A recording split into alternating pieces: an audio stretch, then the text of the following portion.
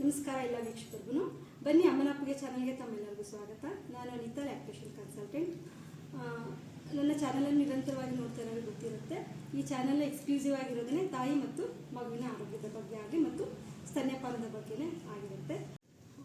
ಗರ್ಭಿಣಿಯರಲ್ಲಿ ಬಾಯಿ ಆರೋಗ್ಯ ಎಷ್ಟು ಮುಖ್ಯ ಅಂತ ಹೇಳಿ ನಾನು ಯೋಚನೆ ಮಾಡಿದಾಗ ಇದರಲ್ಲಿ ಪರಿಣಿತಿ ಹೊಂದಿದ ನುರಿತ ವೈದ್ಯರೊಟ್ಟಿಗೆ ನಾನೊಂದು ವಿಚಾರ ವಿನಿಮಯ ಮಾಡ್ಕೋಬೇಕು ಅಂತ ಯೋಚನೆ ಮಾಡಿದಾಗ ನನಗೆ ಹೊಳೆದಿದ್ದು ಕಾಲೇಜ್ ಆಫ್ ಡೆಂಟಲ್ ಸೈನ್ಸಲ್ಲಿ ಬಾಯಿ ರೋಗಶಾಸ್ತ್ರಜ್ಞೆ ಮತ್ತು ಅಕ್ಷಕಿರಣ ವಿಭಾಗದಲ್ಲಿ HOD ಮತ್ತು ಪ್ರೊಫೆಸರ್ ಆಗಿ ಕೆಲಸ ಮಾಡುತ್ತಿರುವಂಥ ಡಾಕ್ಟರ್ ರಾಜೇಶ್ವರಿ ಜಿ ಅಣ್ಣಿಗೇರಿ ಇವರೊಟ್ಟಿಗೆ ಒಂದು ವಿಚಾರ ವಿನಿಮಯ ಮಾಡ್ಕೊಳ್ಳೋಣ ಅಂತ ನನಗೆ ಕಲ್ಪನೆ ಬಂತು. ಹಾಗಾಗಿ ಅವರೊಟ್ಟಿಗೆ ಮಾತಾಡೋಣ ಅಂತ ಕೇಳ್ಕೊಂಡಾಗ ಅವರು ಕೂಡ ತುಂಬ ಹೃದಯದಿಂದ ಒಪ್ಪಿಕೊಂಡ್ರು. ಅವರು ಕೇವಲ ದಂತವೈದ್ಯ ಆಗಿರದೇ ಕೆಲವು ಇತರೆ ಸಾಮಾಜಿಕ ಚಟುವಟಿಕೆಗಳಲ್ಲೂ ಕೂಡ ತಮ್ಮನ್ನು ತಾವು ತೊಡಗಿಸ್ಕೊಂಡಿದ್ದಾರೆ. ಚಿಗುರು ಬೇರು ಎನ್ನುವಂತಹ ಒಂದು NGO ಕೂಡ ಅವರೇ ಸ್ವತಃ ಆರಂಭ ಮಾಡಿಬಿಟ್ಟು ಅದನ್ನು ಕೂಡ ಮುನ್ನಡೆಸ್ತಾ ಇದ್ದಾರೆ. ಅದರೊಟ್ಟಿಗೆ ಗುಟ್ಕಾ ಮತ್ತು ತಾಂಬಾಕಿನ ಒಂದು ಅರಿವು ಮೂಡಿ ಯುವ ಜನತೆಗೆ ಅಂತ ಹೇಳಿಬಿಟ್ಟು ಸುಮಾರು ಜಾಗೃತಿ ಕಾರ್ಯಕ್ರಮಗಳನ್ನು ಮಾಡಿದ್ದಾರೆ. ಈ ಜಾಗೃತಿ ಕಾರ್ಯಕ್ರಮದಲ್ಲಿ ಸುಮಾರು 45,000 ಜನಗಳಿಗೆ ಇದು ರೀಚ್ ಆಗಿದೆ ಅಂತ ಹೇಳಿ ನನಗೆ ತುಂಬ ಖುಷಿಯಾಗುತ್ತೆ. ಬನ್ನಿ, ಹಾಗಿದ್ರೆ ನಾವು ಅವರೊಟ್ಟಿಗೆ ನಮ್ಮಲ್ಲಿರುವ ಕೆಲವೊಂದು ಗೊಂದಲಗಳಾಗಿರ್ಬೋದು, ಅನುಮಾನಗಳನ್ನ ಪರಿಹರಿಸ್ಕೊಳ್ಳೋಣಂತೆ. ಅವ್ರನ್ನ ನಮ್ಮ ಚಾನಲ್ಗೆ ಸ್ವಾಗತ ಕೊಡ್ತೀನಿ. ರಾಜೇಶ್ವರಿ ಮೇಡಮ್ಗೆ ಸ್ವಾಗತ. ನಮಸ್ಕಾರ ಅನಿತಾ ಅವರೇ. ಮೇಡಮ್, ನನಗೆ ಒಂದು ಕ್ವೆಶನ್ಸ್ ಇದೆ. ನಾನು ಲ್ಯಾಕ್ಟೇಷನ್ ಕನ್ಸಲ್ಟೆಂಟ್ ಕೆಲಸ ಮಾಡ್ತಾ ಇದ್ದೀನಿ. ತುಂಬ ಜನ ಮಗುವಿನ ಆರೋಗ್ಯದ ಬಗ್ಗೆ ಹೆರಿಗೆ ಆದ ನಂತರ ಬರ್ತಾ ಇರ್ತಾರೆ, ಅದೆಲ್ಲ ಹೇಳ್ತಾ ಇರ್ತೀವಿ. ನನಗೆ ಅನಿಸಿದ್ದು ಗರ್ಭಿಣಿ ಇದ್ದಾಗ ಬಾಯಿಯ ಸಮಸ್ಯೆಗಳು ಬರ್ಬೋದಾ ಅಂತ ಹೇಳಿಬಿಟ್ಟು, ಅಂದರೆ ವಸಡಿಂದ ಆಗಿರ್ಬೋದು, ಹಲ್ಲಿನ ಸಮಸ್ಯೆಗಳು ಬರ್ಬೋದು, ಅದನ್ನು ಯಾವ ರೀತಿ ಮ್ಯಾನೇಜ್ ಮಾಡಬೇಕು ಅಂತ. ಇದು ನಿಮ್ಮ ಕನ್ಸರ್ನ್ ತುಂಬ ಚೆನ್ನಾಗಿ ಇದಾಗಿದೆ. ಯಾಕಂದರೆ ಬಹಳ ಜನಕ್ಕೆ ಇದ್ರ ಬಗ್ಗೆ ತಿಳುವಳಿಕೆ ಇಲ್ಲ. ಸೊ ಗರ್ಭಿಣಿ ಇದ್ದಾಗಲೇ ಬಾಯಿಯಲ್ಲೂ ಸಹ ಅನೇಕ ಬದಲಾವಣೆಗಳು ಉಂಟಾಗುತ್ತೆ. ಯಾಕೆಂದರೆ ನೋಡಿ, ಆವಾಗ ಈ ಹಾರ್ಮೋನ್ಸ್ ನಾವೇನು ಹೇಳ್ತೀವಿ, ಈಸ್ಟ್ರೋಜನ್, ಪ್ರೊಜೆಸ್ಟ್ರಾನ್ ಹಾರ್ಮೋನ್ಗಳು ಸಹ ಜಾಸ್ತಿ ಆಗಿರುತ್ತೆ. ಸೊ ಹಾಗಾಗಿ ಗರ್ಭಿಣಿಯರಲ್ಲೂ ಸಹ ಅನೇಕ ಬಾಯಲ್ಲಿ ಬದಲಾವಣೆಗಳು ಕಾಣಿಸ್ಬೋದು. ಅದು ಅವ್ರಿಗೆ ಹುಳ್ಕಲ್ಲು ಹೆಚ್ಚಾಗ್ಬೋದು ಆ ಟೈಮಲ್ಲಿ, ಅಥವಾ ವಸಡಿನ ತೊಂದರೆಗಳಾದರೂ ಉಂಟಾಗ್ಬೋದು. ಮೇಡಮ್, ಈಗ ಅವರಿಗೆ ವಸಡಿನ ತೊಂದರೆಗಳು ಅಥವಾ ಹಲ್ಲು ಹುಳುಕಾಗಿರ್ತದಲ್ಲ, ಅದಕ್ಕೆ ಅವರು ಟ್ರೀಟ್ಮೆಂಟ್ ತೊಗೊಳ್ಬೋದ್ರಾ? ಹಾಂ, ಅವರಿಗೆ ಚಿಕಿತ್ಸೆ ಕೊಡಬಹುದು. ಬಟ್ ಅದಕ್ಕೂ ಮುಂಚೆ ಇವರಲ್ಲಿ ಬಹಳ ಜನ ಕೇಳ್ತಾರೆ ಗರ್ಭಿಣಿ ಸ್ತ್ರೀಯರಲ್ಲಿ, ನಮ್ಗೆ ಯಾಕೆ ಹುಳುಕಲ್ಲಾಗೋ ಸಾಧ್ಯತೆಗಳು ಜಾಸ್ತಿ ಇರುತ್ತೆ ಅಂತ ಹೇಳ್ಬಿಟ್ಟು. ಈ ಹುಳುಕಲ್ಲು ಆಗಬೇಕು ಅಂತಂದರೆ ನೋಡಿ, ನಮ್ಮ ಬಾಯಲ್ಲಿ ಆಲ್ರೆಡಿ ತುಂಬಾ ಮೈಕ್ರೋ ಆರ್ಗಾನಿಸಮ್ಸ್ ಇರುತ್ತೆ. ಸುಮಾರು ನಮ್ಮ ಬಾಯಿಯಲ್ಲಿ 700 ಬಿಲಿಯನ್ ಬ್ಯಾಕ್ಟೀರಿಯಾಗಳು ಆಲ್ರೆಡಿ ನಮ್ಮ ಬಾಯಲ್ಲಿ ಇದ್ದಾವೆ, ಆಯಿತಾ. ಆಮೇಲೆ 700 ಸ್ಪೀಶೀಸ್ ಆಫ್ ಬ್ಯಾಕ್ಟೀರಿಯಾಗಳು ಆಲ್ರೆಡಿ ನಮ್ಮ ಬಾಯಲ್ಲಿ ಇದೆ. ಅದರಲ್ಲಿ ಒಳ್ಳೆ ಬ್ಯಾಕ್ಟೀರಿಯಾನೂ ಇದೆ, ಅಥವಾ ನಮಗೆ ಕಾಯಿಲೆ ಬರುವಂಥ ಬ್ಯಾಕ್ಟೀರಿಯಾಗಳು ಇದೆ. ಯಾವಾಗ ನಮ್ಮ ದೇಹದಲ್ಲಿ ಒಳ್ಳೆ ಬ್ಯಾಕ್ಟೀರಿಯಾಗಳಿದ್ದಾಗ ನಮಗೆ ರೋಗ ನಿರೋಧಕ ಶಕ್ತಿ ಸಹ ಜಾಸ್ತಿ ಆಗಿರುತ್ತೆ. ಸೊ ಈ ಗರ್ಭಿಣಿ ಸ್ತ್ರೀಯಲ್ಲಿ ಏನಾಗುತ್ತೆ ಅಂತಂದರೆ, ಅವರಲ್ಲಿ ಬಹುಶಃ ಅವರು ಏನು ಹೇಳ್ತಾರೆ, ಅವರಿಗೆ ಸ್ವಲ್ಪ ಶುಗರ್ ಕ್ರೇವಿಂಗ್ಸ್ ಅಂತ ಇರ್ಬೋದು, ಸ್ವಲ್ಪ ಸಿಹಿ ಪದಾರ್ಥ ಜಾಸ್ತಿ ತಿನ್ನಬೇಕು ಅಂತ. ಆಮೇಲೆ ಏನು ಮಾಡ್ತಾರೆ, ಪದೇ ಪದೇ ಸ್ವಲ್ಪ ಏನಾದರೂ ತಿಂತಾ ಇರ್ತಾರೆ, ಅಥವಾ ನೆಂಟರೆಲ್ಲ ಏನೋ ಬುತ್ತಿ ಕಟ್ಕೊಂಡು ಬಂದಿರ್ತಾರೆ ಅಲ್ಲ. ಅದು ನಮ್ಮದ್ರಲ್ಲಿ ತುಂಬ ಒಳ್ಳೆ ಪದ್ಧತಿ. ಅಂದರೆ ಎಲ್ಲ ಥರ ಪೌಷ್ಟಿಕಾಂಶಗಳು ಗರ್ಭಿಣಿ ಸ್ತ್ರೀಯರಿಗೆ ಸಿಗಲಿ ಅಂತಲೇ ನಮ್ಮಲ್ಲಿ ಈ ಸಂಪ್ರದಾಯ ಅಂತ ಮಾಡ್ಕೊಂಡು ಬಂದಿರೋದು. ಆದರೆ ಇವರು ಅತಿಯಾದ ಸಿಹಿ ಪದಾರ್ಥನ ಉಪಯೋಗಿಸ್ಕೊಂಡಾಗ ಅವಾಗ ಏನಾಗುತ್ತೆ, ಆಮೇಲೆ ತಿಂದಾದ್ಮೇಲೆ ಹಲ್ಲುಗಳನ್ನು ಸ್ವಚ್ಛಗೊಳಿಸ್ತಾ ಇದ್ದಲ್ಲಿ ಈ ಆಹಾರ ಪದಾರ್ಥಗಳು ಹಲ್ಲುಗಳ ನಡುಮಧ್ಯೆ ಸಿಕ್ಕಾಕೊಂಡ್ಬಿಟ್ಟಿರುತ್ತೆ. ಸೊ ಅವಾಗ ಅವು ಏನು ಮಾಡುತ್ತೆ ಅಂತಂದರೆ, ಈ ಹುಳುಕು ಬರ್ಸೋ ಕೆಲವು ಬ್ಯಾಕ್ಟೀರಿಯಾಗಳಿದೆ. ಅದು ನಾವು ಸ್ಟೆಪ್ಟೋಕಾಕೈ ಮ್ಯೂಟನ್ಸ್ ಅಂತ ಹೇಳ್ತೀವಿ, ಆಕ್ಟಿನೋಮೈಸಿಟಿಸ್ ಅಂತ ಹೇಳ್ತೀವಿ, ಆ ಸ್ಪೀಶೀಸ್, ಅಥವಾ ಲ್ಯಾಕ್ಟೋಬ್ಯಾಸಿಲಸ್ ಸ್ಪೀಶೀಸ್ ಆಗಿರ್ಬೋದು. ಇವೆಲ್ಲ ಬ್ಯಾಕ್ಟೀರಿಯಾಗಳ ಗ್ರೋತ್ ನಮ್ಮ ದೇಹದಲ್ಲಿ ಜಾಸ್ತಿ ಆಗುತ್ತೆ. ಈ ಬ್ಯಾಕ್ಟೀರಿಯಾಗಳು ಹೇಗೆ ಅಂದರೆ, ಪ್ರತಿ 5 ಗಂಟೆಗೊಮ್ಮೆ ಅದರದ್ದು ಪಾಪ್ಯುಲೇಷನ್ ಡಬಲ್ ಆಗುತ್ತೆ, ಆಯಿತಾ. ಸೊ ಈ ಬ್ಯಾಕ್ಟೀರಿಯಾಗಳು ನಮ್ಮ ಬಾಯಲ್ಲಿ ಇದ್ದಾಗ ಅವು ಏನು ಮಾಡುತ್ತೆ, ಈ ಆಹಾರ ಕಣಗಳ ಮೇಲೆ ಆ್ಯಕ್ಟ್ ಮಾಡಿಬಿಟ್ಟು ಆ್ಯಸಿಡನ್ನು ಲಿಬ್ರೇಟ್ ಮಾಡುತ್ತೆ, ಆಯಿತಾ. ಸೊ ಈ ಯೂಶ್ವಲಿ ನಮ್ಮ ಬಾಯಿ pH ಆಲ್ಮೋಸ್ಟ್ 6.2 to 7.4 ನ್ಯೂಟ್ರಲಿಂದ ಆಲ್ಕಲೈನ್ವರೆಗೂ ಇರುತ್ತೆ. ಬಟ್ ಈ ಬ್ಯಾಕ್ಟೀರಿಯಾಗಳ ಆ್ಯಸಿಡ್ ಪ್ರೊಡ್ಯೂಸ್ ಮಾಡೋದ್ರಿಂದ ನಮ್ಮ pH ಕಡಿಮೆ ಆಗಿಬಿಟ್ಟು ಅಸಿಡಿಕ್ ಕೆಳಗಡೆ ಹೋಗುತ್ತೆ, ಆಯಿತಾ. ಸೊ ಯಾವಾಗ ಅದು pH 5.5 ಆಗುತ್ತಲ್ವ, ಅವಾಗ ನಮ್ಮ ಹಲ್ಲಿನ ಮೇಲಿನ ಪದರು ನೋಡಿ ಎಷ್ಟು ಗಟ್ಟಿಯಾಗಿರುತ್ತೆ. ಎನಾಮಲ್ ಏನು ಬಿಳಿ ಪದ್ರ ಕಾಣಿಸುತ್ತಲ್ವ, ಅಷ್ಟು ಗಟ್ಟಿಯಾಗಿರೋ ಆ ಎನಾಮಲ್ನ ಅದು ಕರಗಿಸ್ಬಿಡುತ್ತೆ, ಆಯಿತಾ. ಸೊ ಕೆಲವೊಮ್ಮೆ ಈ ಆಸಿಡ್ pH ಇನ್ನೂ ಜಾಸ್ತಿ ಕಡಿಮೆ ಆಗಿ 4.5 to 5 ಆದಾಗ ಲ್ಯಾಕ್ಟೋಬ್ಯಾಸಿಲಸ್ ಅಂತ ಬ್ಯಾಕ್ಟೀರಿಯಾಗಳ ಗ್ರೋತ್ ಸಹ ಜಾಸ್ತಿ ಆಗುತ್ತೆ. ಹಾಗಾಗಿ ಗರ್ಭಿಣಿ ಸ್ತ್ರೀಯಲ್ಲಿ ಹೆಚ್ಚಾಗಿ ಈ ಹುಳುಕು ಆಗೋ ಸಾಧ್ಯತೆಗಳು ಜಾಸ್ತಿ ಇರುತ್ತೆ. ಅಷ್ಟೇ ಅಲ್ಲದೆ ಅವರಿಗೆ ಮುಂಚೆನೆ ಕೆಲವೊಮ್ಮೆ ಹುಳುಕಲ್ಲಿ ಇದ್ಬಿಟ್ಟು ಅವ್ರು ಏನಾದ್ರು ಚಿಕಿತ್ಸೆ ತಗೊಂಡಿಲ್ಲ ಅಂದರೆ ಆ ಹುಳುಕು ಹಲ್ಲು ಸಹ ಇನ್ನೂ ಮತ್ತೆ ಪ್ರೋಗ್ರೆಸ್ ಆಗಿಬಿಟ್ಟು ಅದು ಕಾಯಿಲೆ ಇನ್ನೂ ಉಲ್ಬಣ ಆಗೋ ಚಾನ್ಸಸ್ ಜಾಸ್ತಿ ಆಗಿರುತ್ತೆ. ಆಯಿತಾ? ಸೊ ನಾವೀಗ ಹುಳುಕ ಹಲ್ಲು ಆಗಿದ್ರ ಬಗ್ಗೆ ಯಾಕೆ ಅವರಲ್ಲಿ ಜಾಸ್ತಿ ಆಯಿತು ಅನ್ನೋದ್ರ ಬಗ್ಗೆ ನಾವು ತಿಳ್ಕೊಳ್ಬೇಕು. ಆಯಿತಾ? ಹಾಂ, ನೀವು ಇನ್ನೊಂದು ಪ್ರಶ್ನೆ ಕೇಳಿದ್ರಿ, ಅವರಲ್ಲಿ ವಸಡಿನ ಕಾಯಿಲೆ ಏನಾದರೂ ಜಾಸ್ತಿ ಆಗುತ್ತಾ ಅಂತ. ಖಂಡಿತವಾಗ್ಲೂ ಅವರಲ್ಲೂ ಸಹ ವಸಡಿನ ಕಾಯಿಲೆ ಆಗೋ ಚಾನ್ಸಸ್ ಜಾಸ್ತಿ ಇರುತ್ತೆ. ನಾನು ಹೇಳಿದೆ, ಈ ಹಾರ್ಮೋನ್ಸ್ ಏನಿರುತ್ತೆ ಈಸ್ಟ್ರೋಜನ್ ಪ್ರೊಜೆಸ್ಟ್ರೋನ್ ಸಹ ಅವರ ವಸಡನ್ನು ತುಂಬ ಸೆನ್ಸಿಟೈಸ್ ಆಗಿ ಮಾಡುತ್ತೆ. ಅವರಲ್ಲಿ ಆಲ್ರೆಡಿ ಹಲ್ಲಿನ ಮೇಲೆ ಪಾಚಿ ಅಥವಾ ಗಟ್ಟಿಯಾದ ಪದಾರ್ಥ ಏನಾದರೂ ಹಲ್ಲಿನ ಮೇಲೆ ಆಗಲೇ ಸೇರಿಕೊಂಡಾಗ ಅದು ಸಹ ಅವರ ವಸಡನ್ನು ಇರಿಟೇಟ್ ಮಾಡುತ್ತೆ. ಸೊ ಹಾಗಾಗಿ ಗರ್ಭಿಣಿ ಸ್ತ್ರೀಯಲ್ಲಿ ಏನಾಗುತ್ತೆ, ಅವ್ರು ಸ್ವಲ್ಪ ಬ್ರಷ್ ಮಾಡಿದ್ರೂ ವಸಡಿಂದ ರಕ್ತ ಬರ್ತಾ ಇರಬಹುದು. ಅಥವಾ ಕೆಲವೊಮ್ಮೆ ಅವರಲ್ಲಿ ನನಗೆ ಎಲ್ಲ ವಸಡುಗಳು ಕೆಂಪಾಗಿ ಹೋಗ್ಬಿಟ್ಟಿರುತ್ತೆ, ಅದು ಸ್ವಲ್ಪ ಬಾತ್ಕೊಂಡಂಗೆ ಆಗೋಗಿರುತ್ತೆ.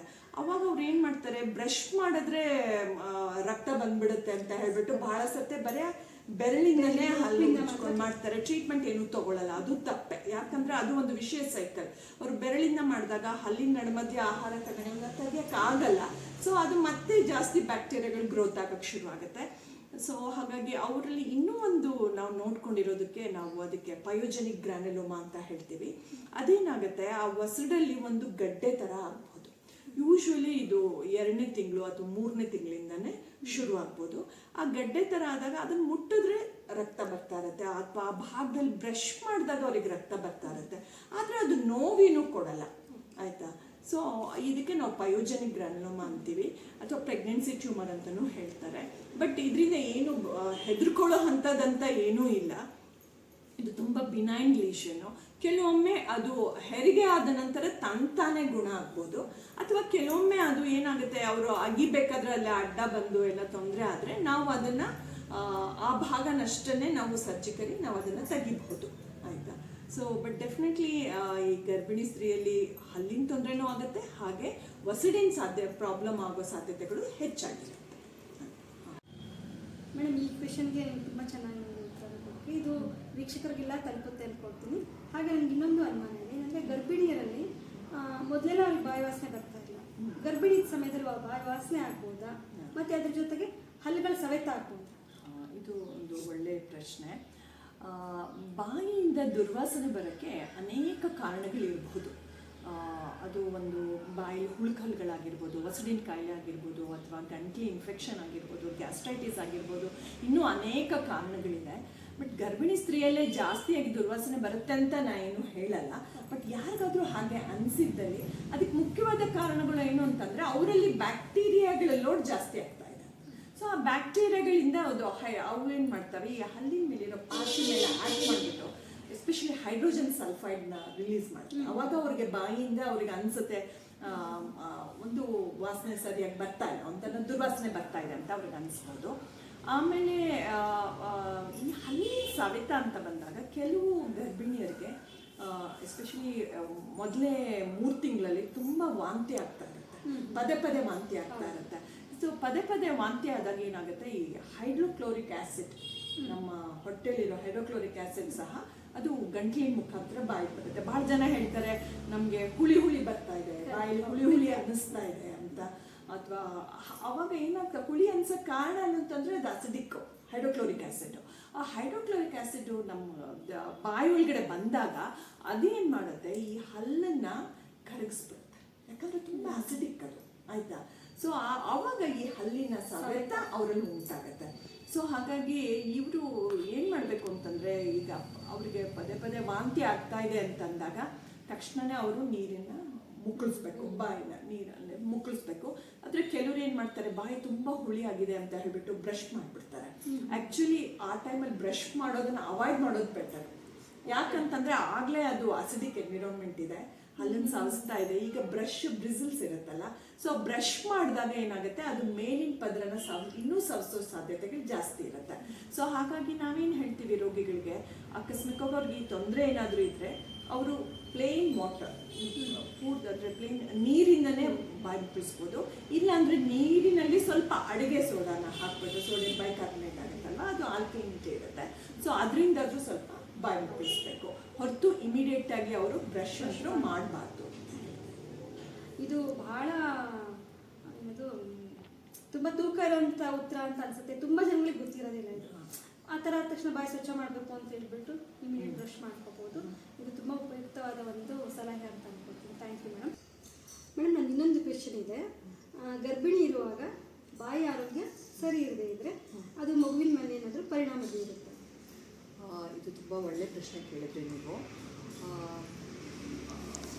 ಈಗ ಗರ್ಭಿಣಿ ಸ್ತ್ರೀಯರಲ್ಲಿ ಏನಾದರೂ ಹುಳುಕಲ್ಲು ಹೆಚ್ಚಾಗಿದ್ದರೆ ಅಥವಾ ಅವರಿಗೆ ಅತಿಯಾದ ಒಸಡಿನ ಕಾಯಿಲೆ ಏನಾದರೂ ಇದ್ದರೆ, ಸೊ ಅವಾಗ ಏನಾಗುತ್ತೆ ಅಂತಂದರೆ ಅವರಲ್ಲಿ ಬ್ಯಾಕ್ಟೀರಿಯಾ ಲೋಡ್ ಜಾಸ್ತಿ ಇರುತ್ತೆ. ಸೊ ಈ ಬ್ಯಾಕ್ಟೀರಿಯಾಗಳೆಲ್ಲವೂ ರಕ್ತದ ಮೂಲಕ ಏನು ಮಾಡುತ್ತೆ, ಅದು ಯುಟ್ರಸ್ಸಿಗೆ ಹೋಗ್ಬಿಟ್ಟು ಮತ್ತು ಪ್ಲಾಸೆಂಟಾ ಮೂಲಕ ಮಗುಗೂ ಹೋಗುತ್ತೆ. ಸೊ ಈ ಬ್ಯಾಕ್ಟೀರಿಯಾಗಳು ಏನು ಮಾಡುತ್ತೆ, ತುಂಬ ಇನ್ಫ್ಲಮೇಷನ್ ಮಾಡುತ್ತೆ. ಈ ಇನ್ಫ್ಲಮೇಷನಿಂದ ಏನಾಗುತ್ತೆ, ಕೆಲವು ಕೆಮಿಕಲ್ಸ್ ಬರುತ್ತೆ. ಈಗ ಅದು ಸೈಟೋಕೈನ್ಸ್ ಆಗಿರ್ಬೋದು ಅಥವಾ ಪ್ರೋಸ್ಟಾಗ್ಲ್ಯಾಂಡಿನ್ ಅಂತ ಬರ್ಬೋದು ಕೆಮಿಕಲ್ಸು.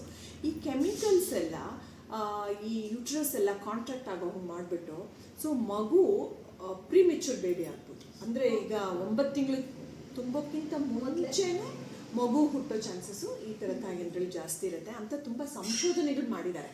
ಅಂದರೆ ಈಗ ಅನೇಕ ಗರ್ಭಿಣಿ ಸ್ತ್ರೀಯರಲ್ಲಿ ಬಾಯಿ ಆರೋಗ್ಯ ಮತ್ತು ಪ್ರತಿ ತಿಂಗಳು ಅವರನ್ನು ಚೆಕ್ ಮಾಡಿಬಿಟ್ಟು ಮಗು ಜನನ ಹೇಗಾಗುತ್ತೆ ಅಂತ. ಅಷ್ಟೇ ಅಲ್ಲದೆ ಇದು ಅದು ಮಗುಗೆ ನಾನು ಹೇಳಿದೆ ಪ್ಲಾಸೆಂಟಾ ಥ್ರೂ ಈ ಕೆಮಿಕಲ್ಸ್ ಎಲ್ಲ ಹೋಗುತ್ತೆ ಅಂತ ಹೇಳಿದ್ನಲ್ಲ. ಅಷ್ಟೇ ಅಲ್ಲದೆ ಅದು ಮಗುವಿನ ಗ್ರೋತ್ ಹಾರ್ಮೋನ್ ಮೇಲೂ ಸಹ ಪರಿಣಾಮ ಬೀರ್ಬೋದು. ಆಮೇಲೆ ಈ ಮಗುವಿನ ತೂಕ ಸಹ ಕಡಿಮೆ ಇರುತ್ತೆ. ಈ ಅವಧಿ ಒಳಗಡೆ ಯಾವ ಮಗು ಹುಟ್ಟುತ್ತಲ್ವ, ಸೊ ಅದ್ರ ತೂಕ ಸಹ ಕಡಿಮೆ ಇರೋ ಸಾಧ್ಯತೆಗಳಿರುತ್ತೆ. ಅಷ್ಟೇ ಅಲ್ಲದೆ ಈ ಮಕ್ಕಳಲ್ಲಿ ರೋಗ ನಿರೋಧಕ ಶಕ್ತಿ ಕಡಿಮೆ ಇರುತ್ತೆ. ಅವರಲ್ಲಿ ಪದೇ ಪದೇ ಸೋಂಕಾಗಿರ್ಬೋದು ಅಥವಾ ನೆಗಡಿ ಆಗೋದು, ಕೆಮ್ಮಾಗೋದು. ಸೊ ಅಲ್ಲದೇ ಅವ್ರದ್ದು IQ ಸಹ ಕಡಿಮೆ ಇರೋ ಸಾಧ್ಯತೆಗಳು ಇರುತ್ತೆ. ಸೊ ಇದು ಬರೀ ಬಾಯಿ ಆರೋಗ್ಯ ಸರಿ ಇಲ್ಲದಿದ್ದು ಒಂದೇ ಕಾರಣದಿಂದ ಇಷ್ಟೆಲ್ಲ ಆಗುತ್ತೆ ಅಂತ ನಾನು ಹೇಳಲ್ಲ. ಇದು ಒಂದು ಆ್ಯಡೆಡ್ ಫ್ಯಾಕ್ಟರ್ ಆಗಿರ್ಬೋದು ಅಂತ ನಾನು ಹೇಳ್ತಾ ಇದ್ದೀನಿ ಆಯಿತಾ. ಇದು ತುಂಬ ಸಂಶೋಧನೆಗಳು ಸಹ ಇದನ್ನು ದೃಢಪಡಿಸಿವೆ. ಸೊ ಬಾಯಿ ಆರೋಗ್ಯ ಸರಿ ಇಲ್ಲದೆ ಇರೋ ತಾಯಂದ್ರಲ್ಲಿ ಮಕ್ಕಳಲ್ಲಿ ಈ ಥರ ಎಲ್ಲ ತೊಂದರೆಗಳು ಕಾಣಬಹುದು ಅಂತ ಹೇಳ್ತಾರೆ. ವೀಕ್ಷಕರ, ಈ ಪ್ರಶ್ನೆಗೆ ಏನು ಉತ್ತರ ಕೊಟ್ಟಲ್ಲ ಮೇಡಮು, ತುಂಬ ಗಾಬರಿ ಆಗಬೇಡಿ. ಮೇಡಮ್ ಅದನ್ನು ಕ್ಲಿಯರ್ ಮಾಡಿದ್ದಾರೆ. ಅಷ್ಟು ಕಾರಣಗಳಲ್ಲಿ ಇದು ಕೂಡ ಒಂದು ಅಂತ ಹೇಳಿಬಿಟ್ಟು, ಅಂದರೆ ಬಾಯಿ ಆರೋಗ್ಯ ಕೂಡ ಅತಿ ಮುಖ್ಯ ಆಗುತ್ತೆ ಗರ್ಭಿಣಿ ಸ್ತ್ರೀಯರಲ್ಲಿ. ಮೇಡಮ್, ಹಾಗಿದ್ರೆ ಗರ್ಭಿಣಿಯರು ಈ ಥರ ಹಲ್ಲಿನ ತೊಂದರೆ ಆದಾಗ, ಹೊಸಡಿನ ತೊಂದರೆ ಆದಾಗ ಟ್ರೀಟ್ಮೆಂಟನ್ನು ತೊಗೊಳ್ಬೋದಾ? ಯಾಕಂತ ಹೇಳಿದ್ರೆ ಟ್ರೀಟ್ಮೆಂಟ್ ಕೊಟ್ಟಾಗ ಕೆಲವೊಂದು ಆ್ಯಂಟಿಬಯೋಟಿಕ್ಸ್ ಎಲ್ಲ ಕೊಡೋ ಸಾಧ್ಯತೆ ಇರುತ್ತೆ. ಎಷ್ಟೋ ಮೆಡಿಸಿನ್ಗಳನ್ನ ಈ ಟೈಮಲ್ಲಿ ಅವಾಯ್ಡ್ ಮಾಡ್ತಾ ಇರ್ತೀವಿ. ಚಿಕಿತ್ಸೆ ತೊಗೊಳ್ಬೋದಾ, ತೊಗೊಳ್ಬೋದು? ಇದು ತುಂಬ ಒಳ್ಳೆಯ ಪ್ರಶ್ನೆ. ಆಮೇಲೆ ಬಹಳಷ್ಟು ಗರ್ಭಿಣಿಯರಿಗೆ ಇದ್ರ ಬಗ್ಗೆ ಒಂದು ಸಂದೇಹ ಅಂತೂ ಖಂಡಿತವಾಗ್ಲೂ ಇದೆ. ಬಹಳ ಜನ ನಮ್ಮದ್ರಲ್ಲಿ ಏನು ಮಾಡ್ತಾರೆ ಅಂತಂದರೆ, ನೋವಾದಾಗ ಏನೋ ಮಾತ್ರೆಗಳು ತೊಗೊಂಡ್ಬಿಟ್ಟಿರ್ತಾರೆ ಬಹಳ ಸತ್ಯಾಗೆ. ಆಮೇಲೆ ಅವ್ರಿಗೊಂದು ಇರುತ್ತೆ, ಆ ಮಾತ್ರೆಗಳು ತೊಗೊಂಡ್ರೆ ಮಗುವಿನ ಮೇಲೆ ಪರಿಣಾಮ ಬೀರುತ್ತೆ ಅಂತ ಹೇಳಿ. ಬಹಳ ಜನಕ್ಕೆ ನೋವಂತರೂ ಬಂದಾಗ ಅದು ಈಗಲೇ ಬಂದಿರುತ್ತಂತೇನಿಲ್ಲ. ಕೆಲವೊಮ್ಮೆ ಅವ್ರಿಗೆ ಮುಂಚೆನೂ ಅದು ನೋವು ಬಂದಿರ್ಬೋದು, ಕಡಿಮೆ ಆಗಿಬಿಟ್ಟು ಈ ಗರ್ಭಾವಸ್ಥೆಯಲ್ಲಿ ಜಾಸ್ತಿ ಆಗಿರ್ಬೋದು.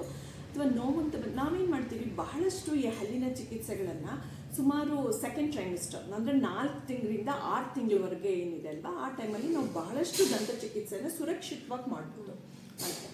ಆದರೆ ಈಗ ಭಾಳ ನೋವಿದೆ, ಅವ್ರಿಗೆ ಟ್ರೀಟ್ಮೆಂಟ್ ಕೊಡಬೇಕು ಅಂತ ಅಂದಾಗ ಗರ್ಭಾವಸ್ಥೆಯ ಯಾವ ತಿಂಗಳಲ್ಲಾದ್ರೂ ನಾವು ಟ್ರೀಟ್ಮೆಂಟ್ ಕೊಡ್ಬೋದು. ಬಟ್ ಆವಾಗ ನಾವೇನು ಮಾಡ್ತೀವಿ, ಗೈನಕಾಲಜಿಸ್ಟು, ಫಿಜಿಷಿಯನ್ನು ಅವರಿಂದ ಒಂದು ಫಿಟ್ನೆಸ್ ಅಂತ ತೊಗೊಂಡ್ಬಿಟ್ಟು ಅವರ ಗೈಡೆನ್ಸಲ್ಲಿ ನಾವು ಟ್ರೀಟ್ಮೆಂಟ್ ಕೊಡಬೇಕಾಗತ್ತೆ. ಯಾವುದೋ ನಾವು ಎಮರ್ಜೆನ್ಸಿ ಟ್ರೀಟ್ಮೆಂಟ್ ಅಂತ ಹೇಳ್ತೀವಿ, ಅದನ್ನು ಕೊಡಬೇಕಾಗತ್ತೆ. ಯಾಕಂದರೆ ನಾವು ಟ್ರೀಟ್ಮೆಂಟ್ ಕೊಡ್ದೇ ಅವ್ರು ಸುಮ್ಮನೆ ನೋವನ್ನೇ ಅನುಭವಿಸ್ಬೇಕಾಗುತ್ತೆ. ಎಷ್ಟೊಂದು ಸತಿ ಮಾತ್ರೆ ತೊಗೊಂಡ್ರೂ ಸಹ ನೋವು ಕಡಿಮೆ ಆಗಲ್ಲ. ಸೊ ಹಾಗಾಗಿ ಮಾಡಬಹುದು, ಚಿಕಿತ್ಸೆಯನ್ನು ಕೊಡ್ಬೋದು. ಇದ್ರ ಬಗ್ಗೆ ಏನೂ ಬೇಡ, ಈಗ ತುಂಬ ಟೆಕ್ನಾಲಜಿ ಸಹ ತುಂಬ ಅಡ್ವಾನ್ಸ್ ಆಗಿದೆ. ಸೊ ಹಾಗಾಗಿ ಬಟ್ ಒಂದು ನನ್ನ ಕಿವಿ ಮಾತು ಏನು ಅಂತಂದರೆ, ಗರ್ಭಿಣಿ ಆಗ ಬಯಸೋ ಎಲ್ಲ ತಾಯಂದರು ಮೊದಲೇ ಒಂದು ಸತಿಗೆ ಡೆಂಟಲ್ ಚೆಕಪ್ ಮಾಡಿಸ್ಕೊಂಬಿಡಿ. ಏನಾದರೂ ಟ್ರೀಟ್ಮೆಂಟ್ ನೆಸೆಸಿಟಿ ಇತ್ತು ಅಂದರೆ ನೀವು ಆವಾಗಲೇ ಚಿಕಿತ್ಸೆ ತೊಗೊಂಡ್ರೆ ಈ ಗರ್ಭಾವಸ್ಥೆಯಲ್ಲಿ ಆಗೋ ಎಷ್ಟೊಂದು ತೊಂದರೆಗಳನ್ನು ನಾವು ತಡೆಯಬೇಕು. ನೋಡಿ, ಗರ್ಭಿಣಿಯರಾಗುವಂಥ ತಾಯಂದರು ಏನು ಪ್ಲ್ಯಾನ್ ಮಾಡ್ತಿರ್ತಿಲ್ಲ, ಒಂದ್ಸರಿ ಡೆಂಟಲ್ ಟ್ರೀಟ್ಮೆಂಟ್ ಅಥವಾ ಡೆಂಟಲ್ ಚೆಕಪ್ಪಿಗೆ ಹೋಗೋದು ತುಂಬ ಅವಶ್ಯಕತೆ ಇದೆ ಅಂತ ಈ ಮೂಲಕ ಮೇಡಮ್ ಮೆಸೇಜ್ ಕೊಡ್ತಾ ಇದ್ದಾರೆ. ಮೇಡಮ್ ಅದ್ರ ಜೊತೆಗೆ ಇವೆಲ್ಲ ಕಾಂಪ್ಲಿಕೇಶನ್ ಆಗೋಕ್ಕಿಂತ ಮೊದಲೇ prevention is better then cure ಅಂತ ಹೇಳ್ತೀವಿ. ಗರ್ಭಿಣಿಯರು ತಮ್ಮ ಬಾಯಿ ಆರೋಗ್ಯವನ್ನು ಹೇಗೆ ಕಾಪಾಡ್ಕೋಬಹುದು? ಸೊ ಇದು ಗರ್ಭಿಣಿಯರಿಗಷ್ಟೇ ಇಂಪಾರ್ಟೆಂಟ್ ಅಲ್ಲ, ಎಲ್ಲರಿಗೂ ಬಹಳ ಮುಖ್ಯ ಆಗುತ್ತೆ. ಸೊ ಹಲ್ಲಿನ ಆರೋಗ್ಯನ ಹೇಗೆ ಕಾಪಾಡ್ಕೊಳ್ಳೋದು ಅದು ಗರ್ಭಿಣಿ ಸ್ತ್ರೀಲಿ ಇನ್ನೂ ಹೆಚ್ಚು ಇಂಪಾರ್ಟೆಂಟ್ ಇದೆ. ಸೊ ಅವರು ಹಲ್ಲುಗಳನ್ನು ಬ್ರಷ್ ಮಾಡಬೇಕಾದ್ರೆ ನಾವೇನು ಹೇಳ್ತೇವೆ, ಬ್ರಷಿಂಗ್ ಮೆಥಡ್ ಬಹಳ ಮುಖ್ಯ ಅಂತ. ಬಹಳಷ್ಟು ಸಲ ಏನಾಗ್ಬಿಡುತ್ತೆ, ತುಂಬ ಸುಲಭವಾಗಿ ಏನು ಅಂದರೆ ಈಗ ಪೇಸ್ಟ್ ಹಚ್ಕೊಂಡ್ಬಿಟ್ಟು ಎಲ್ಲರೂ ಏನು ಮಾಡ್ತಾರೆ, ಈ ಥರ ಅಡ್ಡಡ್ಡಾಗಿ ಬ್ರಷ್ ಮಾಡ್ತಾರೆ ನೋಡಿ, ಈ ಥರ ಆಯಿತಾ. ಸೊ ಹೀಗೆ ಬ್ರಷ್ ಮಾಡಬಾರ್ದು, ಯಾವಾಗಲೂ ಮೇಲಿನ ಹಲ್ಲನ್ನು ಕೆಳಕ್ಕೆ, ಕೆಳಗಿನ ಹಲ್ಲನ್ನು ಮೇಲಕ್ಕೆ. ಸೊ ಹೀಗೆ ನಾವೇನು ಹೇಳ್ತೀವಿ, ವರ್ಟಿಕಲ್ ಆಗಿ ಬ್ರಷ್ ಮಾಡಬೇಕು ಅಂತ. ನೋಡಿ, ಅಡ್ಡಡ್ಡ ಬ್ರಷ್ ಮಾಡಿದಾಗ ಆಹಾರ ಕಣಗಳು ಎರಡು ಹಲ್ಲಿನ ಮಧ್ಯೆ ಸಿಕ್ಕಾಕೊಂಡಿರುತ್ತೆ, ಅದನ್ನು ತೆಗಿಯೋಕ್ಕಾಗಲ್ಲ, ಅದು ಇನ್ನೂ ಒಳಗಡೆ ಪುಷ್ ಆಗುತ್ತೆ. ನಾವೇನಾದರೂ ವರ್ಟಿಕಲ್ ಆಗಿ ಬ್ರಷ್ ಮಾಡಿದಾಗ ಎರಡು ಹಲ್ಲಿನ ಮಧ್ಯೆ ಸಿಕ್ಕಾಕೊಂಡಿರೋ ಆಹಾರ ಕಣಗಳನ್ನು ನಾವು ಸುಲಭವಾಗಿ ತೆಗಿಬೋದು. ಅಷ್ಟೇ ಅಲ್ಲದೆ ಬಾಯಿಯ ಒಳಗಡೆ, ಅಂದರೆ ನಾನು ಹೇಳೋದು ಅಂಗ್ಳದ ಸುತ್ತಲೂ ಹಾಗೆ ನಾಲ್ಗೆ ಸುತ್ತಲೂ ಇರೋ ಭಾಗನೂ ಸಹ, ಮತ್ತು ನಾವು ಹಲ್ಲನ್ನು ಅಗಿಯುವ ಜಾಗ ಏನಿರುತ್ತಲ್ವ, ಸೊ ಆ ಜಾಗನೂ ಸಹ ಸರಿಯಾಗಿ ಬ್ರಷ್ ಮಾಡಬೇಕು. ಇನ್ನೊಂದು, ಬಹಳಷ್ಟು ಸಲ ಬೆಳಗ್ಗೆ ಮೇಲೆ ನಾವು ಬ್ರಷ್ ಮಾಡ್ತೀವಿ, ಆದರೆ ರಾತ್ರಿ ಮಲಗೋಕ್ಕೆ ಮುಂಚೆ ಬ್ರಷ್ ಮಾಡೋದು ಬಹಳ ಮುಖ್ಯ.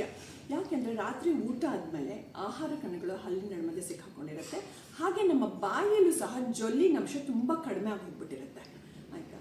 ಸೊ ಜೊಲ್ಲಿಗೆ ಬ್ಯಾಕ್ಟೀರಿಯಾಗಳ ಜೊತೆ ಹೋರಾಡೋದು ಒಂದು ಶಕ್ತಿ ಇರುತ್ತೆ.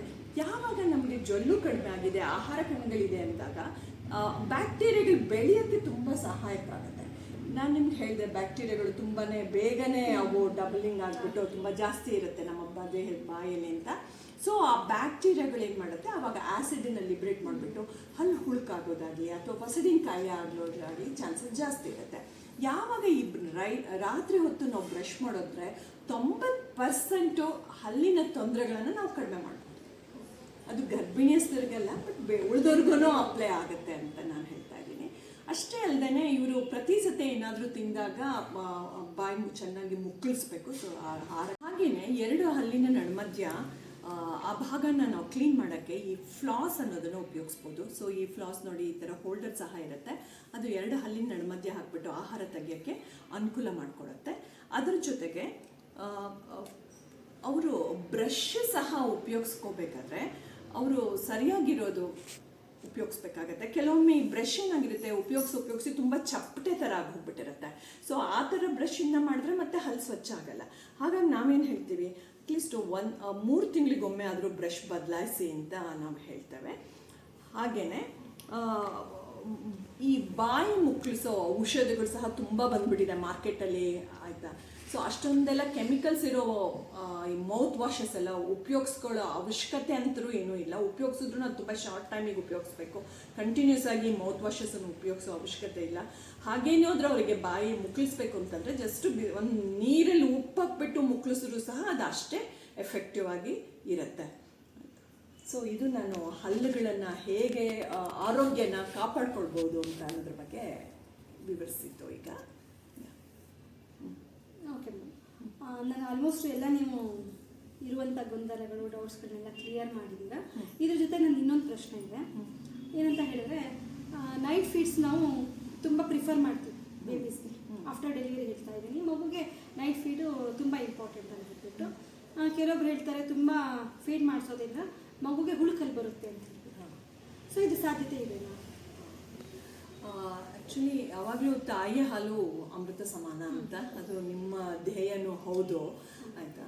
ಸೊ ನೈಟ್ ಫೀಡ್ ಮಾಡೋದ್ರಿಂದನೇ, ಅದು ಎಸ್ಪೆಷಲಿ ತಾಯಿ ಹಾಲು ಫೀಡ್ ಮಾಡೋದ್ರಿಂದ ಹುಳುಕಲ್ಲು ಆಗೋ ಸಾಧ್ಯತೆಗಳು ಭಾಳ ಕಡಿಮೆ. ಯಾವಾಗ ಅವರು ಬಾಟಲ್ ಫೀಡಿಂಗ್ ಅಂತ ಮಾಡಿದಾಗಷ್ಟೇ ಅದು ಆಗೋ ಚಾನ್ಸಸ್ ಇರುತ್ತೆ. ಬಟ್ ಪ್ರತಿ ಸತಿ ಏನು ಹೇಳ್ತಾರೆ, ಈಗ ಅಲ್ಲಿನ ಡಾಕ್ಟರ್ ಏನು ಹೇಳ್ತಾರೆ, ನೀವು ಫೀಡ್ ಮಾಡಿದ್ಮೇಲೆ ಒಂದು ಕಾಟನ್ ತೊಗೊಂಡ್ಬಿಟ್ಟು ಹಾಲುಗಳನ್ನೆಲ್ಲ ಒರೆಸಿ ಮಾಡಿ ಅಂತ. ಯಾವಾಗ ಸಾಧ್ಯ ಆಗುತ್ತೆ ಅವಾಗ ಮಾಡೋಕ್ಕಾಗತ್ತೆ, ಯಾಕಂದರೆ ರಾತ್ರಿ ಹೊತ್ತು ನಿದ್ದೆಗಣ್ಣಲ್ಲಿ ನೀವು ತಾಯಿಗೆ ಮಾಡು ಅಂತಂದಾಗ ಸ್ವಲ್ಪ ಕಷ್ಟನೇ ಅದು ಆಯಿತಾ. Okay, thank you ma'am. ಇದು ತುಂಬ ಅನುಮಾನ ಇತ್ತು ಕೆಲವರಿಗೆ. ಆನಂತರ ನಿಮ್ಮ ಕಡೆಯದಾಗಿ ಒಂದು ಗರ್ಭಿಣಿಯರಿಗೆ ಏನಾದರೂ ಕಿವಿ ಮಾತು ಹೇಳೋದು ಇದನ್ನು? ನೋಡಿ, ಗರ್ಭಿಣಿ ಅಂತ ಆಗೋದನ್ನೇ ಒಂದು ಪ್ರಪಂಚದಲ್ಲಿ ಒಂದು ಅದ್ಭುತವಾದ ಪ್ರಕ್ರಿಯೆ. ಅದನ್ನು ಎಲ್ಲರೂ ಎಂಜಾಯ್ ಮಾಡಬೇಕು, ಖುಷಿಯಾಗಿರಬೇಕು ಅಂತ ಆಯಿತಾ. ಅದ್ರ ಜೊತೆಗೆ ನೀವು ಬಾಯಿ ಆರೋಗ್ಯನ ಸಹ ನೀವು ಕಾಪಾಡ್ಕೊಳ್ಬೇಕು. ನಾನೆಲ್ಲ ಹೇಳಿದೆ ಅದನ್ನು ಯಾವ ಥರ ಎಲ್ಲ ಮಾಡ್ಕೋಬೇಕು ಅಂತ ಹೇಳಿ. ಅಷ್ಟಲ್ಲದೆ ನನಗೇನು ಅನಿಸುತ್ತೆ, ಈ ಆಹಾರ ಪದ್ಧತಿ ಸಹ ಬದಲಾಯಿಸ್ಕೋಬೇಕು. ಈಗೇನಾಗ್ತಾ ಇದೆ, ಯಾಕೆ ಹಿನ್ನೋರಿಗೆಲ್ಲ ತೊಂದರೆ ಇರಲಿಲ್ವಾ ಅಂತ ನೀವು ಅವಾಗ ಕೇಳ್ತಾ ಇದ್ರಿ. ಸೊ ಹಿನ್ನೋರ್ಗೂ ತೊಂದರೆ ಇತ್ತು, ಬಟ್ ಅವ್ರು ತಿಂತಾ ಇರೋ ಆಹಾರ ಪದಾರ್ಥ ನೋಡಿ ತುಂಬ ನಾರಿನ ಅಂಶದಿಂದ ಕೂಡಿರ್ತಾ ಇತ್ತು. ಈಗ ನಮ್ಮಲ್ಲಿ ಹಣ್ಣು ತಿನ್ನೋ ಬದಲು ಹಣ್ಣಿನ ಜ್ಯೂಸ್ ಕುಡಿಯೋರೇ ಜಾಸ್ತಿ ಆಗಿ ಹೋಗ್ಬಿಟ್ಟಿದ್ದಾರೆ. ಹಣ್ಣು ತಿಂದಾಗ ನಮ್ಗೆ ಆ ಫೈಬ್ರಸ್ ಕಂಟೆಂಟು ಇರುತ್ತೆ, ಹಲ್ಲುಗಳು ಸಹ ಕ್ಲೀನ್ ಆಗುತ್ತೆ. ಸೊ ಹಾಗಾಗಿ ಆದಷ್ಟು ನಾರು ಯುಕ್ತ ಆಹಾರ ತಗೊಳ್ಳಿ. ಆಮೇಲೆ ಪೌಷ್ಟಿಕಾಂಶವಾದ ಆಹಾರ ತಗೊಳ್ಳಿ. ಕ್ಯಾಲ್ಶಿಯಂ ರಿಚ್ ಫುಡ್ ಸಹ ಹಲ್ಲುಗಳಿಗೆ ಅನುಕೂಲ ಆಗುತ್ತೆ. ಸೊ ನಿಮ್ಮ ಆಹಾರದ ಮೇಲೆ ಕಾನ್ಸಂಟ್ರೇಷನ್ ಇರಲಿ. ಮತ್ತು ಆಹಾರನ ಅಗಿಬೇಕಾದ್ರೆ ಚೆನ್ನಾಗಿ ಅಗದ್ಬಿಟ್ಟು ನುಂಗಿದ್ರೂ ಸಹ ಅನೇಕ ಪೌಷ್ಟಿಕಾಂಶಗಳು ಸೇರಿಕೊಳ್ಳುತ್ತೆ. ಹಾಗೆಯೇ ನೀವು ಡೆಂಟಲ್ ಚೆಕಪ್ನ ರೆಗ್ಯುಲರಾಗಿ ಮಾಡ್ಕೊಳ್ಳೋದು ಬೆಟರು. ನನಗನ್ಸುತ್ತೆ ಗೈನಕಾಲಜಿಸ್ಟು, ಫಿಸಿಷಿಯನ್ಸು ಇವರೆಲ್ಲರೂ ಒಂದು ಮಾತು ಹೇಳಬೇಕು ಅವ್ರ ಪೇಷಂಟಿಗೆ. ಸೊ ನೀವು ಒಂದ್ಸತೆ ಹೋಗಿ ಡೆಂಟಿಸ್ಟ್ ಹತ್ರ ಚೆಕಪ್ ಮಾಡಿಸ್ಕೊಳ್ಳಿ ಅಂತ. ಯಾಕಂದರೆ ಡೆಂಟಲ್ ಪ್ರಾಬ್ಲಮ್ಸನ್ನು ನಾವು ಇನಿಷಿಯಲ್ ಸ್ಟೇಜಲ್ಲೇ ಕಂಡುಹಿಡ್ಬಿಟ್ರೆ ಅದಕ್ಕೆ ಚಿಕಿತ್ಸೆ ಕೊಡೋದು ತುಂಬ ಸುಲಭ. ಇಲ್ಲ ಅಂದರೆ ಅದೇ ಸಣ್ಣ ಪ್ರಾಬ್ಲಮ್ನ ಮುಂದೆ ಹೊರದ್ರೆ ಅದು ಒಂದೇ ಹಲ್ಲಿಗೆ ಒಂದು 5-6 ಸತಿ ಓಡಾಡಬೇಕಾಗತ್ತೆ ಅವರು. ಹಾಗಾಗಿ ನೀವು ಒಂದ್ಸತಿ ಡೆಂಟಲ್ ಚೆಕಪ್ ಅಂತ ಮಾಡಿಸ್ಕೊಳ್ಳಿ. ಆಮೇಲೆ ಬಾಯಿ ಆರೋಗ್ಯನ ಕಾಪಾಡ್ಕೊಂಡ್ಬಿಟ್ಟು ನೀವು ಓವರಾಲ್ ನಿಮಗೆ oral health for overall health ಅಂತ ನಾವು ಹೇಳ್ತೀವಿ. ಸೊ ಹಾಗೆ ನೀವು ಕಾಪಾಡ್ಕೊಳ್ಳಿ ಅಂತ ನಾನು ಹೇಳ್ತಾ ಇದ್ದೀನಿ. ಈ ಚಾನಲ್ ಮೂಲಕ ಇಂಥ ಒಂದು ವಿಷಯನ ಎಲ್ಲರಿಗೂ ತಿಳಿಪಡಿಸ್ತಾ ಇರೋ ಶ್ರೀಮತಿ ಅನಿತಾ ಅವರಿಗೂ ಸಹ ನಮ್ಮ ಧನ್ಯವಾದಗಳು. ನೋಡಿದ್ವಲ್ಲ ವೀಕ್ಷಕರೇ, ಈಗ ನಾವು ಬಾಯಿ ಆರೋಗ್ಯ ಎಷ್ಟು ಮುಖ್ಯ ಅಂತ ಹೇಳ್ಬಿಟ್ಟು ಮೇಡಮ್ ತಿಳಿಸ್ಕೊಟ್ಟಿದ್ದಾರೆ. ಸೊ ನಾನು ಕೂಡ ನನ್ನ ಕೌನ್ಸಿಲಿಂಗ್ ಬರುವಂತಹ ಮಹಿಳೆಯರಿಗೆ ಇದೊಂದು ಅನುಕೂಲ ಆಯಿತು. ನನಗೂ ಕೂಡ ಇದ್ರ ಕಡೆ ಗಮನ ಇರಲಿಲ್ಲ. ಸೊ ಅವ್ರಿಗೊಂದ್ಸರಿ ಡೆಂಟಲ್ ಚೆಕಪ್ಪಿಗೆ ಕಳಿಸ್ಬೇಕು ಅನ್ನೋದು ಕೂಡ ನನಗೂ ಕೂಡ ಇದು ಅರಿವಾಯಿತು. ಇದ್ರ ಬಗ್ಗೆ ಎಲ್ಲ ಮಾಹಿತಿ ಕೊಟ್ಟಂತಹ ಡಾಕ್ಟರ್ ರಾಜೇಶ್ವರಿ ಅಗ್ನಿಗೇರಿ ಮೇಡಮ್ ಅವ್ರಿಗೆ ಧನ್ಯವಾದಗಳು. ಆಮೇಲೆ ವೀಕ್ಷಕರಿಗೊಂದು ಕಿವಿ ಮಾತು, ಈ ಚಾನಲನ್ನು ನೀವು ಸಬ್ಸ್ಕ್ರೈಬ್ ಮಾಡ್ಕೊಳ್ರಿ. ಆಮೇಲೆ ಯಾರಿಗೆ ಇದು ಅವಶ್ಯಕತೆ ಇದೆ ಶೇರ್ ಮಾಡಿ. ನೀವು ಶೇರ್ ಮಾಡಿದಷ್ಟು ಆಮೇಲೆ ಏನು ಸಬ್ಸ್ಕ್ರೈಬ್ ಮಾಡ್ಕೋತಿರಲ್ಲ, ಇದರಿಂದ ನನಗೆ ಇನ್ನೂ ಮೋಟಿವೇಶನ್ ಸಿಗುತ್ತೆ. ಮತ್ತು ಇನ್ನೂ ಅತಿ ನುರಿತ ತಜ್ಞರಿಂದ ಕೆಲವೊಂದು ಮಾಹಿತಿಗಳನ್ನು ಇದ್ರ ಮೂಲಕ ಕೊಡಿಸ್ತೀನಿ ಅಂತ ಹೇಳಿಬಿಟ್ಟು ಎಲ್ಲ ವೀಕ್ಷಕರು ಕೂಡ ಧನ್ಯವಾದಗಳು.